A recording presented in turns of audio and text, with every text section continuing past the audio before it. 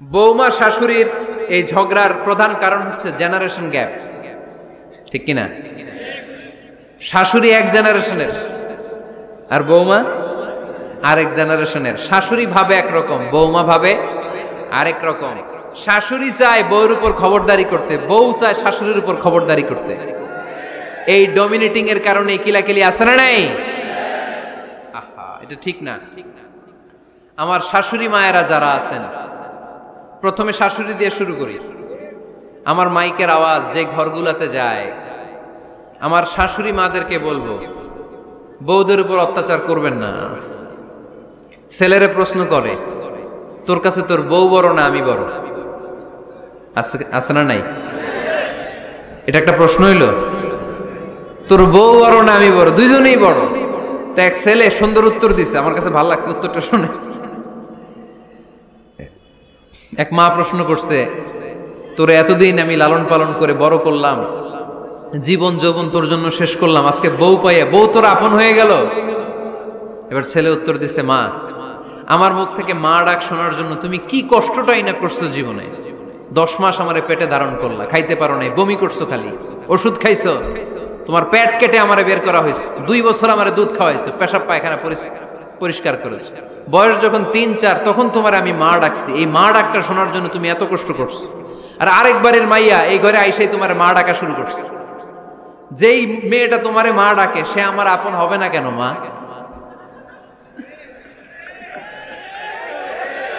ঠিক কিনা? এই মা ডাক শোনার জন্য তুমি এত কষ্ট করলা, আমার লালন পালন করলা, 10 মাস পেটে ধরলা, পেশাব পায়খানা পরিষ্কার করলা, এরপরে মা ডাক শুনতে পারছে। আর আরেকবারের মেয়ে জানা নাই চিনা নাই এসেই তোমার ডাকা শুরু করছে মা। তো যে আমার মারে মা ডাকে তার স্থান তো আমার কলিজায়, ঠিক কিনা? শাশুড়ি আম্মারা যারা আছেন, প্লিজ বৌমাদেরকে কষ্ট দিয়েন না। অনেক শাশুড়ি আছে পান থেকে চুন খসলে রেগে যায়, পদে পদে স্ত্রীর ভুল ধরে, বউয়ের ভুল ধরে, আছে না নাই? এটা করবেন না। সে তো নতুন, আপনার অনেক এক্সপিরিয়েন্স হতে তার সময় লাগবে, তাকে সময় দিন, তাকে ভালোবাসুন, ঠিক কিনা? না বুঝে সামান্যতে বৌমারে বদদোয়া দেয়, এরকম আছে না নাই? কিন্তু বুঝতে চায় না, বৌমারে যদি বদদোয়া দেয় তাহলে তার নিজ ছেলের পরিবারের ক্ষতি, পেটে ধরা যে ছেলে, ছেলের পরিবারের কিন্তু ক্ষতি, তার আপন নাতি নাতনিদেরই ক্ষতি। আওয়াজ করে বলেন ঠিক কিনা? বৌমাকে বদদোয়া দিয়েন না। বৌমাকে নিজের মেয়ের মতো দেখবেন। সমাধান আমি দিচ্ছি, কেমন দেখতে হবে? নিজের মেয়ের মতো। নিজের মেয়ে সকালে ঘুম থেকে ওঠে 11টা, ওইটা সমস্যা নাই। বৌমা কেন উঠলো না, ওইখানেই ঝামেলা, আছে না নাই? মেহেরবানি করে আপনার বৌমাকে আপনার নিজের মেয়ের মতো দেখেন। নিজের মেয়েরে যেমনি আদর করেন তাকেও অমনি আদর করেন।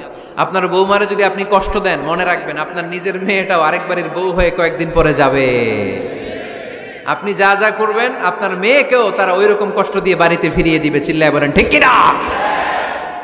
খবরদার, টিট ফর ট্যাট। ইট্টি মারলে পাটকেলটি খেতে হয়। এজন্য শাশুড়ি আম্মা জানারা যারা আছেন, বৌমার সাথে খারাপ আচরণ করবেন না মেহেরবানি করে। তাকে আপনি কষ্ট দিলে আপনার নিজের মেয়েটাও আরেক বাড়ির বৌমা হবে, সেও ওই বাড়িতে এই কষ্টগুলো ভোগ করবে। এগুলো যখন আপনি শুনবেন তখন আপনার চোখ দিয়ে পানি পড়বে কি পড়বে না? পড়বে। এবার আসেন বৌমার কথা বলি। বৌমা যারা আছেন মেহেরবানি করে, বৌমা যারা আছেন মেহেরবানি করে আপনার শাশুড়ি আম্মাকে নিজের মায়ের জায়গায় রাখবেন। আপনার বাড়ি ছেড়ে নতুন বাড়িতে আসছেন, তো এটাই তো আপনার বাড়ি। আপনার মা রেখে দিয়ে নতুন মা পাইছেন, এটাই তো আপনার মা। তো ওনাকে মায়ের জায়গায় বসাতে আপনার সমস্যাটা কোথায়? বৌমারা খেয়াল রাখবেন, আপনি আপনার শাশুড়ির সাথে যে আচরণটা করতেছেন, আপনার শেষ বয়সে আপনার ছেলের বিয়ে দেওয়ার পরে যে বৌমাটা আসবে ওই আচরণই আপনাকে ফিরিয়ে দিবে। The nature has its own return. প্রকৃতির একটা মাইর আছে, এটা শেষ মাইর, এটা শেষ খেলা। প্রকৃতির খেলা বড় খেলা। আপনি আপনার শাশুড়ির সাথে যে আচরণ করবেন, আপনার শেষ বয়সে আপনি একদিন শাশুড়ি হবেন, এটা মাথায় রাখবেন। ওই আচরণই আপনি ফিরে পাবেন। আওয়াজ করে বলতে হবে ঠিক কিনা? এজন্য 9 নাম্বার পয়েন্টস হচ্ছে মিউচুয়াল রেসপেক্ট।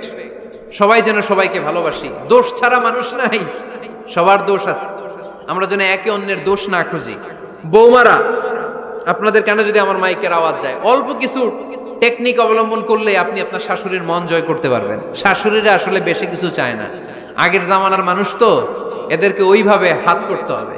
মাঝে মাঝে একটু শাশুড়ির মাথায় তেল দিয়ে দেন, চুলে তেল দিয়ে দিবেন আর কি, মাঝে মাঝে চুল আশ্রয় দিবেন, এগুলো কিন্তু খুব পছন্দ করে শাশুড়িরা। ওনার প্রেশারটা একটু মেপে দিবেন, ডায়াবেটিক্সের ওষুধটা খাইলো কিনা সময় মতো খোঁজ নিবেন, কি পছন্দ করে খেতে একটু রান্না করে দিবেন।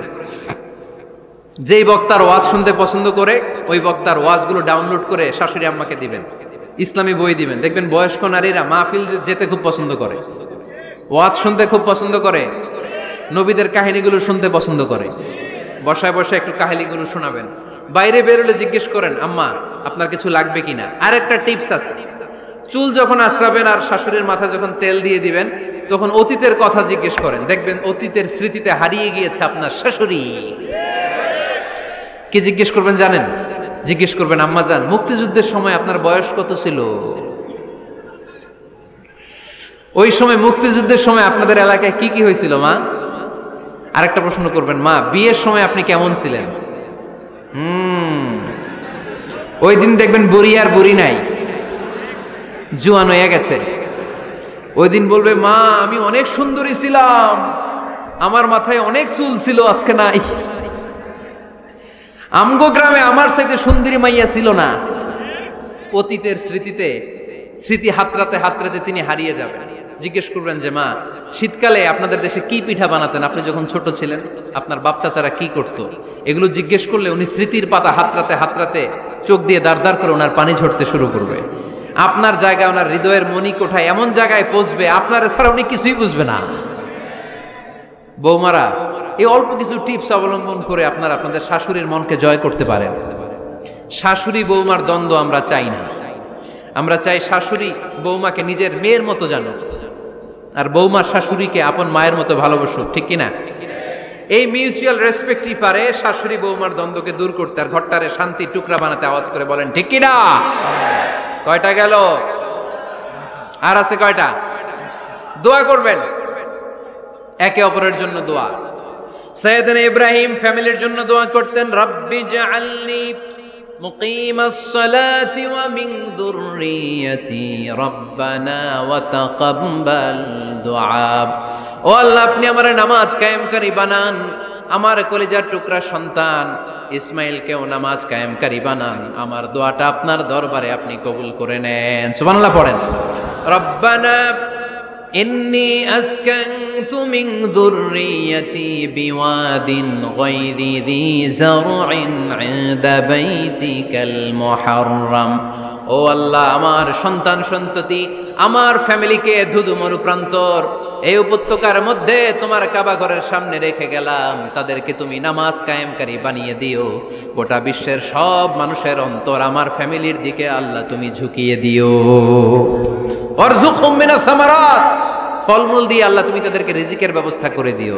তার মানে সব নবীরা তাদের পরিবারের সদস্যদের জন্য দোয়া করতেন কি করতেন না? আবার কোরআন আমাদেরকে শিখালো, রব্বানা হাব লানা মিন আজওয়াজিনা ওয়া মিন যুররিয়াতিনা কুররাতা আ'য়ুন ওয়াজআলনা লিল মুত্তাকিনা ইমামা। ও আল্লাহ, এমন নেককার সন্তান, এমন নেককার স্ত্রী আপনি আমাকে দান করেন যাদের দিকে তাকালে আমার চোখ দুইটা ঠান্ডা হয়ে যায়। চক্ষু শীতলকারী স্ত্রী দেন। বিয়ে যাদের হয় নাই, ইয়াং ছেলেরা এই দোয়াটা করবা। বিয়ের জন্য দোয়ার দরকার আছে না নাই? প্রতিদিন এই দোয়া করবা, আল্লাহ এমন স্ত্রী দেন, এমন জীবন সঙ্গিনী আপনি আমাকে দেন, এমন লাইফ পার্টনার দেন যার দিকে তাকালে আমার চোখ জুড়িয়ে যায়। এমন সন্তান আল্লাহ আপনি আমার ফ্যামিলিতে দেন যাদের দিকে তাকালে আমার চোখ দুইটা ঠান্ডা হয়ে যায়। নেককার সন্তান, নেককার স্ত্রী আল্লাহর কাছে দোয়া করে চেয়ে নিতে হয়। তাহলে ফ্যামিলি মেম্বার একে অপরের জন্য দোয়ার দরকার আছে না নাই? বাবা দোয়া করবে ছেলের জন্য, ছেলে করবে বাবার জন্য, মা দোয়া করবে মেয়ের জন্য, মেয়ে করবে মায়ের জন্য, ভাই করবে বোনের জন্য, বোন করবে ভাইয়ের জন্য। দোয়ার দরকার আছে না নাই? দোয়া করবেন সবাই সবার জন্য। এই যে কোরআনের বঙ্গানুবাদ পাওয়া যায় না এখন, কথা বলেন। স্মার্টফোন আছে কার কার দেখি? হ্যাঁ, কারা কারা স্মার্ট দেখি? হাজার হাজার স্মার্ট, মাশাআল্লাহ। এই স্মার্টফোনের ভেতরে আল কোরআন নামে বাংলায় কোরআনের একটা অ্যাপস পাওয়া যায়। কথা বলেন, পাওয়া যায় কি যায় না? আজকে থেকে এই অ্যাপসটা ডাউনলোড করে প্রতিদিন 1 আয়াত 2 আয়াত 3 আয়াত করে পড়া শুরু করে দেন। বাঁচতে হলে পড়তে হবে, বাঁচতে হলে জানতে হবে, ঠিক কিনা? এই স্লোগান আমাদেরকে শিখায়। এই স্লোগান তো আল্লাহ, এই স্লোগান দিয়েই তো আল্লাহ কোরআন শুরু করছে। ইকরা বিসমি রাব্বিকাল্লাযী খালাক। বাঁচতে হলে জানতে হবে, বাঁচতে হলে পড়তে হবে, পড়ার কোনো বিকল্প নাই। আওয়াজ করে বলেন ঠিক কিনা? সুজানগরের ভাইয়েরা, মোবাইলের অ্যাপসের ভিতরে আমরা কোরআন রাখতে রাজি আছি তো সবাই?